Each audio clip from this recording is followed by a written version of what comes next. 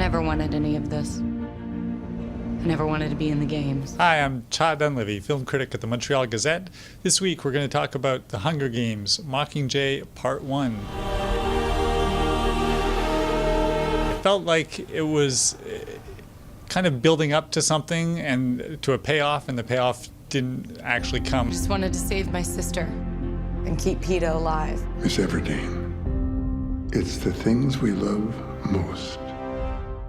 What I found was lacking was some of the action and the agency on the part of Katniss that we saw in the first two films, where she was thrust into these action kind of sequences, or these battle sequences. I mean, not that there have to be explosions everywhere, but for most of this film, she's stuck inside a bunker, kind of waiting for things to happen. There's a lot of negotiating back and forth as they try to figure out how to stage this revolution that she's become the poster child for.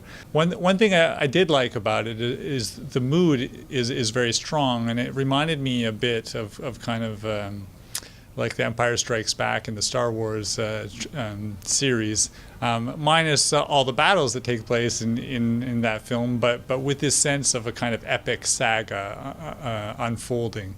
And that's been very strong, and it's very interesting to see that with a kind of young female protagonist at the center of it, and that's what keeps The Hunger Games interesting.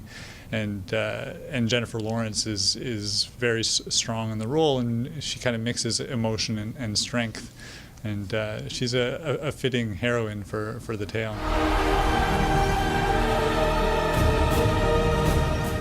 Jennifer Lawrence is a very strong actress, and she brings a lot of humanity to this role, to everything she does. She's a very spontaneous performer, and she kind of brings this character alive much more than someone else might. And that's kind of the case with this film in general. There's some very solid acting in this film. We see the late Philip Seymour Hoffman in there, who brings a lot of soul to his performance. Julianne Moore is great. She's both very stern and also very understanding. She's kind of a matronly figure at the same time for Katniss's character.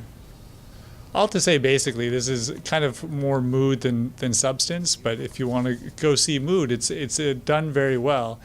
But if plot development is what you're looking for, then I think you're going to have to wait for the final chapter.